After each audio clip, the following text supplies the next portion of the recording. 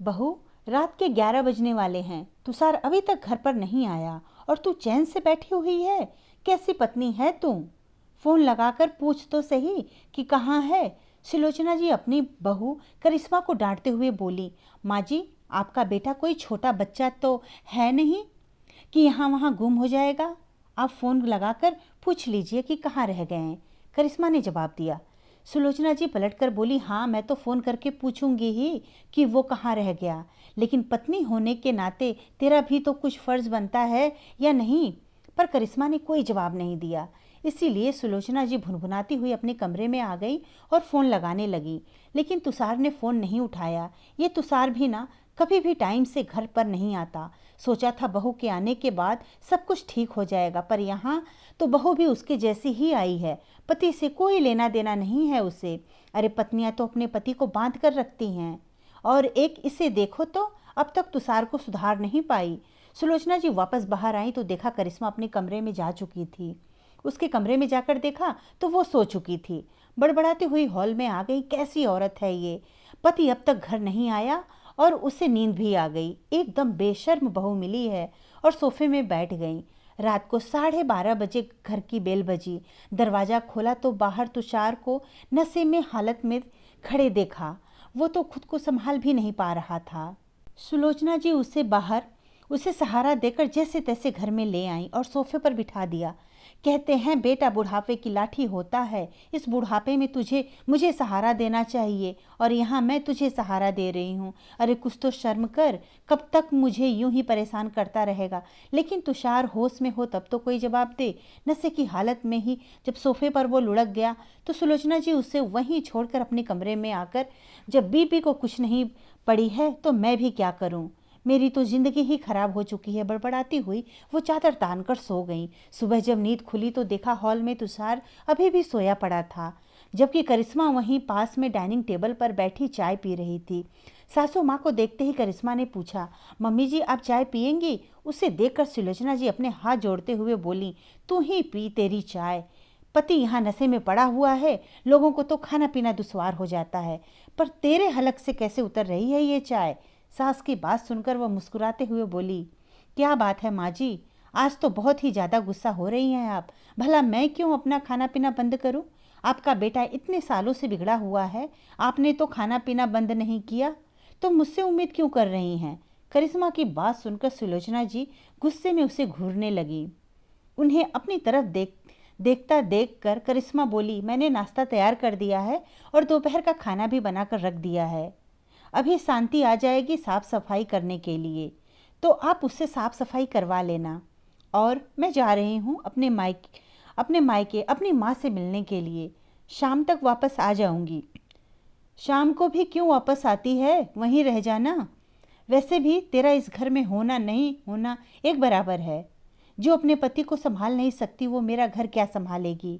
माँ जी, वहीं रहने के लिए थोड़ी ना आपके बेटे से शादी की थी। बहू को तो ससुराल में ही होना चाहिए, यही तो संसार का नियम है। कहकर करिश्मा वहाँ से रवाना हो गई। घर से कुछ दूरी पर ही ऑटो मिल गई। ऑटो में बैठे बैठे उसे वो दिन याद हो आए जब वो इस घर में दुल्हन बनकर आई थी। कितने अरमान थे उसके, पर वो अरमान उस समय धाराशाही हो गए जब तुषार शराब के नशे में धुत होकर घर आया था। शादी के ठीक दूसरे दिन उसने ये हरकत की। उसने हैरानी से सुलोचना जी की तरफ देखा तो सुलोचना जी ने बात को संभालते हुए कहा था, अब बहू थोड़ी बहुत तो हर कोई पीता ही है, पर तुम आ गई हो ना, अब तुम संभाल लोगी, इसीलिए तो उसकी शादी की है। सिर्फ तुम्हें उसे सुधारना है। सास की बात सुनकर करिश्मा हैरान खड़ी रह गई। मतलब अपने बेटे को सुधारने के लिए उन्होंने उसकी जिंदगी तो दांव पर लगा दिया।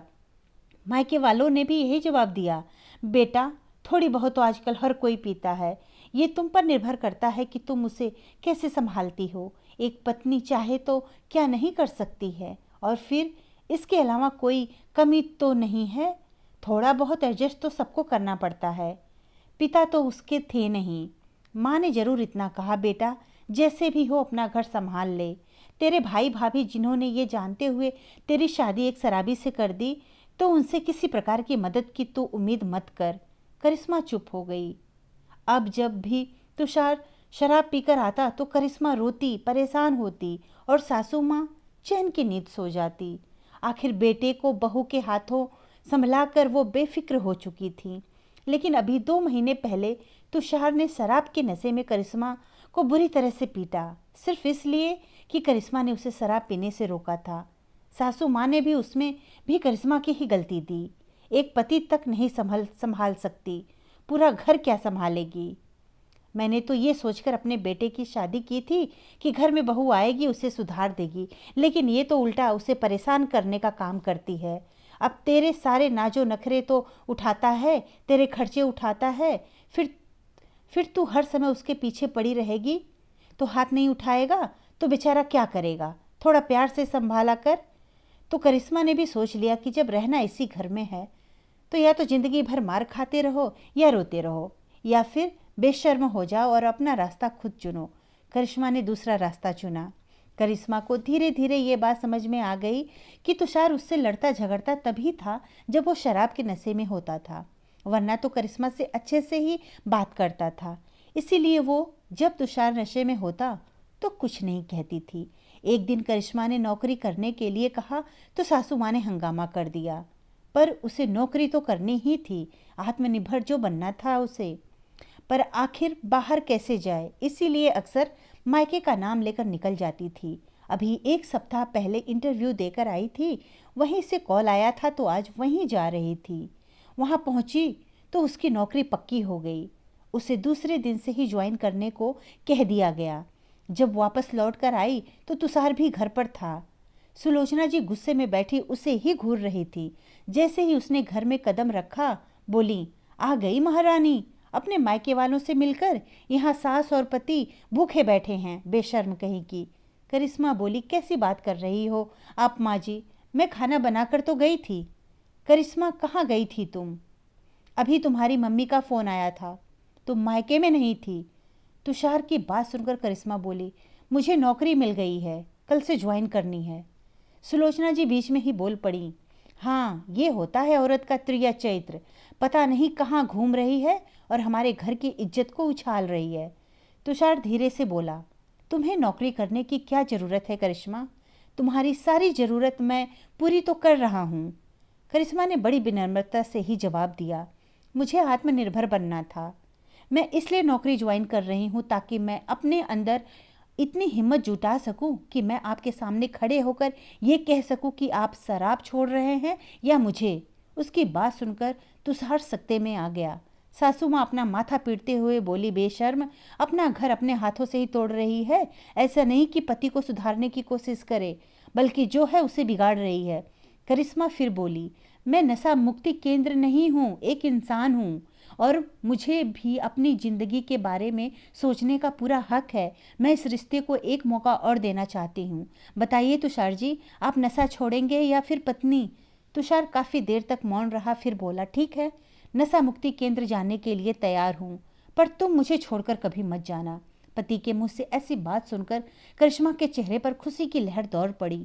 दूसरे दिन ही तुषार ने नशा मुक्ति केंद्र ज्वाइन कर लिया।